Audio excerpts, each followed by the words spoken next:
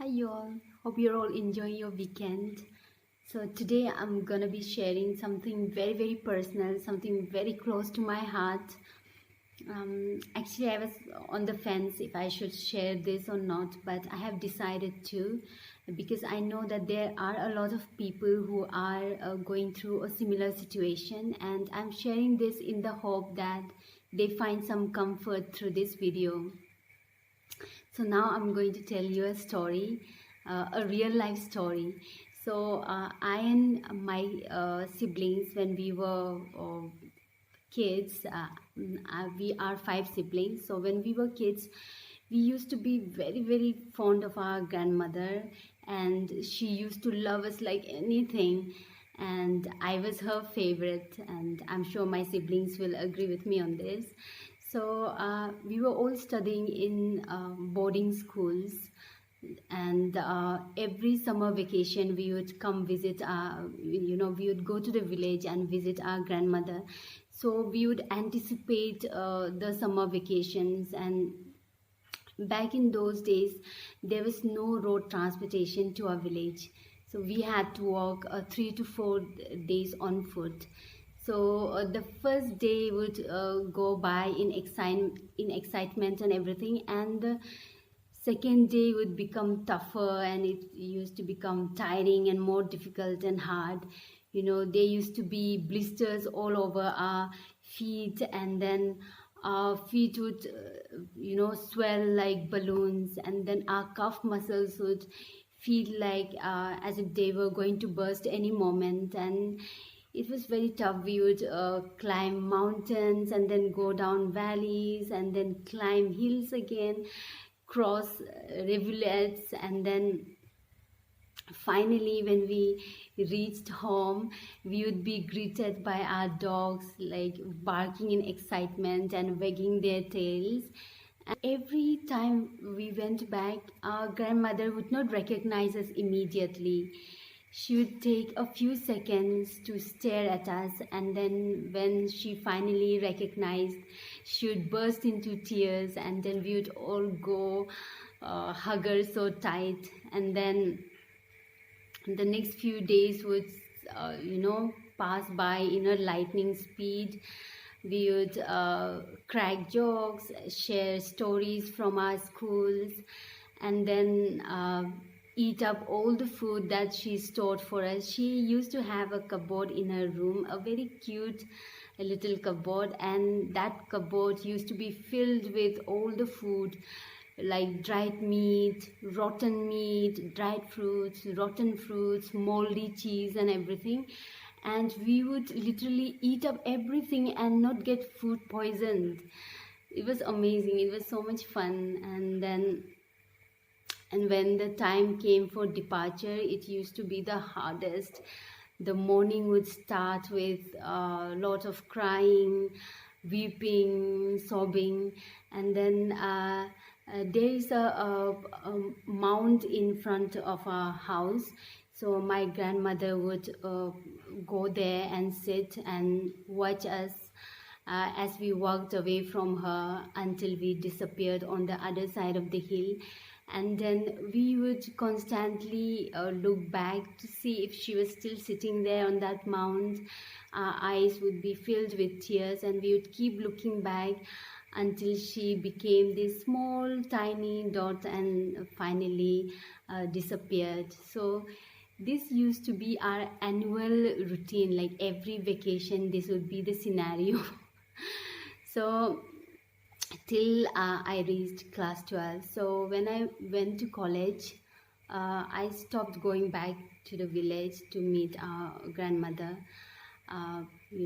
because then I was a grown up. I started paying attention to superficial things in life. I was lazy to walk 3 days to meet her. I was scared of the suntan. So my grandmother would send messages to every relative who came from my village. She would ask me to visit her, to come see her. She would say that she's getting older and then she might not be alive till the next vacation. And you know what? I still did not go. I I mean, I loved my grandmother, but I became too lazy. And then when I was in third year, BA third year, my grandmother became very, very sick, and then my father left immediately on foot. And I stayed back. I waited for an airlift. Those days, because we had no road transportation, so helicopters used to come to drop rice and sugar and those basic stuff. So they would also carry along some passengers. So I was waiting for such helicopter.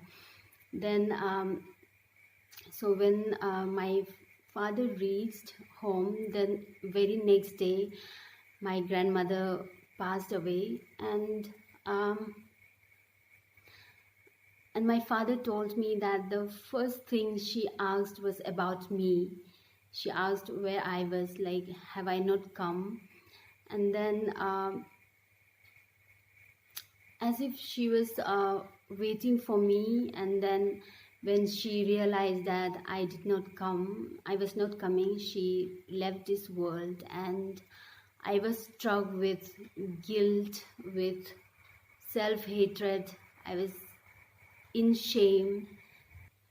So this guilt and self-hatred, the shame, it was eating me inside slowly. And no matter how much charity I did in my capacity, I always felt that it was not enough to compensate the guilt or the hurt, the shame that I was feeling inside. I could not look myself in the mirror and not feel guilty. So I had been living like that for almost 10 years, until I bumped into a video which was talking about the benefits of journaling. And then I gathered courage and sat myself down and wrote about everything that was inside me. I wrote about how guilty I was feeling, how terrible of a person I was, how how irresponsible I was. I wrote everything unfiltered.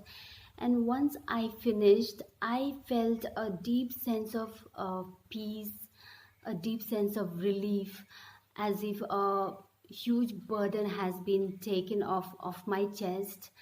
And then and then I was slowly able to share this with one of my friend, and gradually I started sharing this with my sisters. So this is how this is how journaling helped me release uh, the guilt, the shame that I was feeling inside. And then it helped me make peace with myself. I was able to forgive myself after journaling. And so yeah, the bottom line is journaling can be very, very powerful. So you don't have to live in guilt and shame and in negative emotions. If you have a very good friend whom you feel comfortable confiding in, very good. And if you're not comfortable sharing, that's also fine. You can always journal about it. You have your diary, your notebook or a journal. Release all the guilt, release all the negative emotions, release all the self-limiting beliefs that you all have. After all, we are human beings and we do make mistakes. We are all flawed, right? So, and also this experience taught me a lesson that we should value the people who really loves us, because they might not stick around for long enough, right? So yeah, that's all. Thank you so much for staying with me till the end. Thank you for hearing me out. Hope this video resonates with you, and if it does, even if it doesn't, please subscribe, like, share and comment. It really motivates me. And then sending lots of love and light all the way. Stay blessed. Bye bye.